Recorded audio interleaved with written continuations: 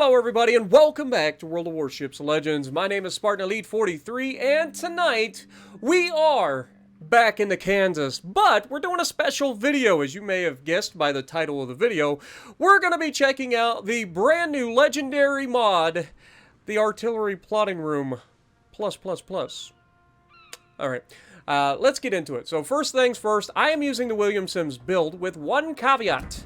I am also switching out my Palo de Revel for New Jersey for that extra 4.75% damage per or over 10 kilometers. So pretty nice little buff. Not sure if I like this more than Palo de Revel at this point, but it is a noticeable little change. Now that being said, we are running Flammable Cannoneer, Gyrating Drill Bits, Marksmanship, and Reaching Out XXL with Will to Rebuild as our perks.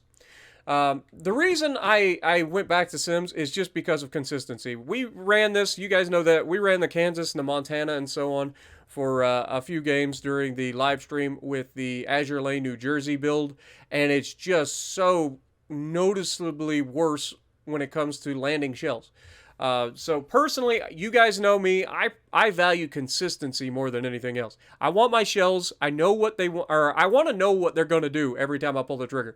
Like, roughly. Sure, there's going to be a salvo here or there that's meh, but for the most part, the Kansas with this build is disgustingly accurate.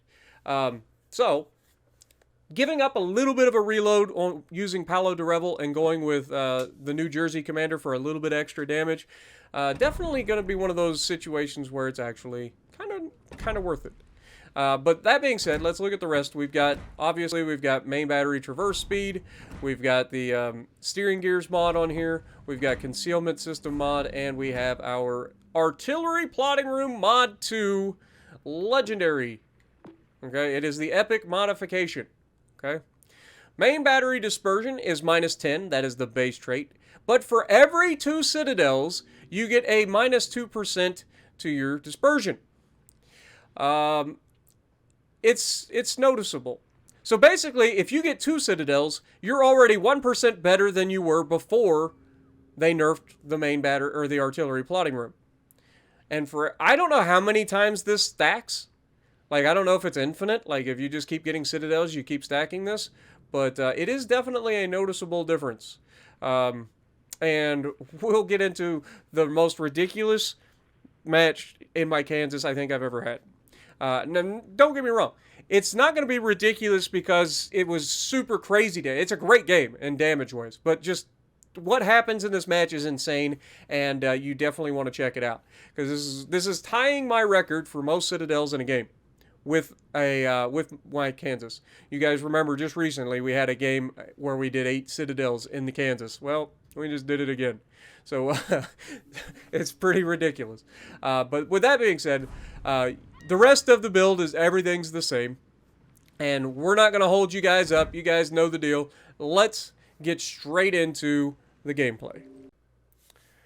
Also, just as one small caveat, look at my record tonight, all right? A lot of you guys think that, it takes me forever to get games and stuff, but it depends on the ship. Like in Kansas, with my build, look at this game. So victory, victory, victory, victory, victory, victory, victory. All right, the worst game that I had was this one, and that was because it ended in like 3 minutes, and I had like 56,000 damage. But that was my worst game of the night. Look at the rest of them. Like 128k, first game of the day. 130k, second game of the day. 125k for the third game. 98k for the fourth. 154 for the fifth. This is the 56 or 58,000 here. And then of course the ridiculous game that you guys are going to see. 177,000 with 8 citadels and 47 targets hit. 2 dev strikes. You're going to want to tune in, folks. Alrighty, so we're going to be on Sea of Fortune in the Kansas, and it's going to be one of those matches where it's all Xbox players, because somebody has crossplay turned off, because they're a bot. Let's be honest, the only people that turn off crossplay are the worst players in the game. I'm just throwing that out there. If you turn off crossplay, you're bad at the game. Simple as that. Now, obviously, I'm being facetious, but still. I have an assumption about most players when I get into these matches, because I know at least one of them has crossplay crossplay turned off and drug us in here, and they're probably not good at the game. Whether they are on my team or against me is a whole other ballgame to find out. But either way, we spawn in the perfect place to absolutely ruin everything in this lobby. In the Kansas. Remember, Kansas's biggest weakness, what is it? It's slow, right? Everybody knows. Kansas is slow. So if you spawn on a map like this, small map, and you're centrally located, oh my god, the amount of destruction that you can pull out. And then on top of that, remember, we're running the artillery plotting room epic mod. So every 2 citadels, we get a +2 or a -2% to our dispersion.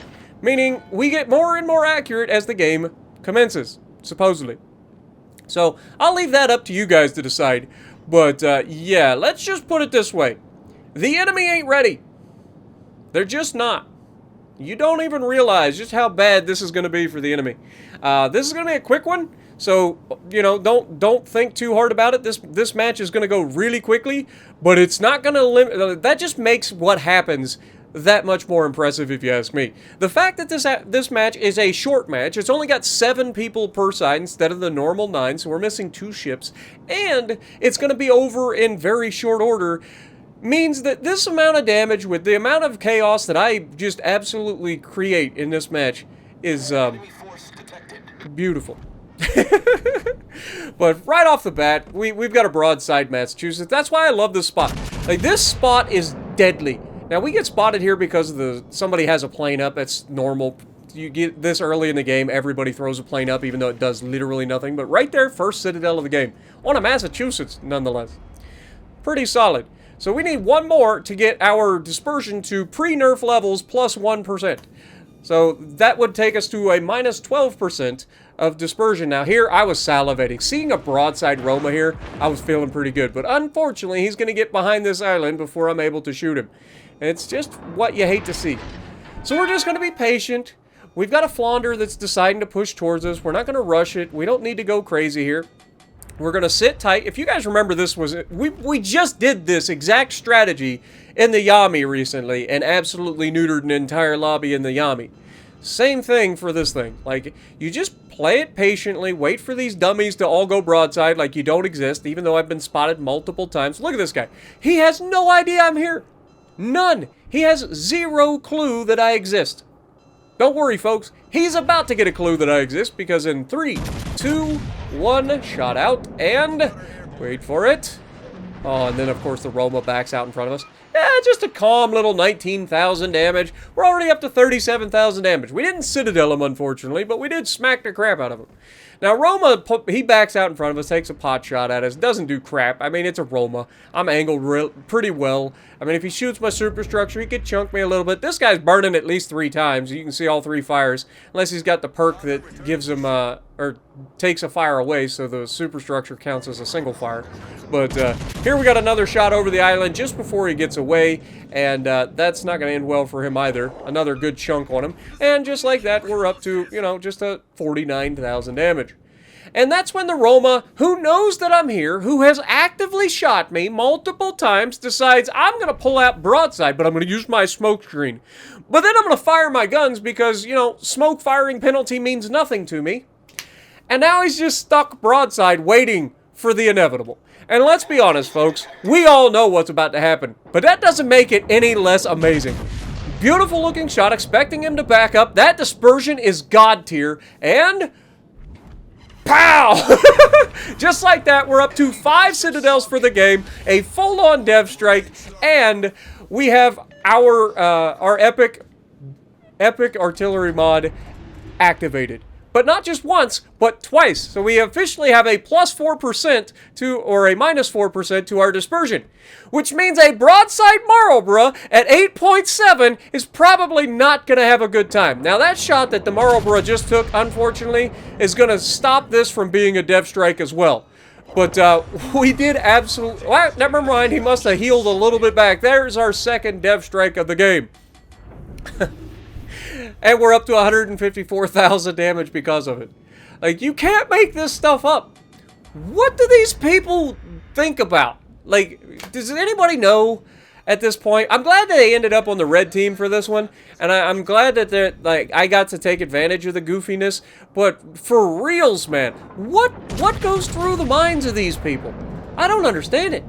I really don't. It's like they just give up on like any sort of, I don't know, strategery. Like, I don't get it. It doesn't make sense, but it just happens. But 160,000 damage in this one so far, and it's not over yet, folks. We're going to move up to the left side because I've just figured the Iowa's almost dead. The Flaunder's almost dead over there on the far side. I think it was a Flaunder that was left over there. But there's somebody on the far side that I'm not going to be able to really do anything to because he's on the back side of the island. He's turning around to kite. But there's Frederick de Grosso over here, and I'm looking to test a little bit of our accuracy out. We've got 8 citadels right now, which means we should have at least a minus 8%, right? Yeah, so we should have a minus 8%, which would, if it stacks that high, I don't know if it does. They don't actually tell you things like that, because that would make too much sense, wouldn't it, Wargaming? Actually saying, hey, by the way, this is this up to this mount. But either way, if it does stack forever, and we get 8 citadels, then that should be a minus 8%, because we triggered it 4 times. And that dispersion does not immediately tell me that it's amazing, but they all do hit. Out of the 12 shells that we send, we hit them with 8. Even though it was kind of goofy looking shot in terms of horizontal dispersion, they all seem to find their way to the target, so I can't really complain. And right now we're at 177,000 damage. And I kind of spoiled the ending by telling you guys how much damage I ended up having earlier, but either way, we take the shot, we got the rail guns, and this guy's dead. I know he's dead, you know he's dead. Unfortunately, our teammate on the other side decides to yoink it at the last possible second. It's like, really? You can't let me have it? You just can't. But 2,226 base XP, 177,000 damage, 2 dev strikes on battleships at top tier, like tier 7. Let me know what you guys think down in the comments below. Are you interested in seeing me try out this legendary mod on stuff like maybe the Montana, the Kansas, the Iowa, the New Jersey? Let me know, because I'm definitely planning on it. And if you like what I'm doing, punch the like button, leave a comment below, subscribe to the channel if you haven't already, and as always, I will see you in the next video.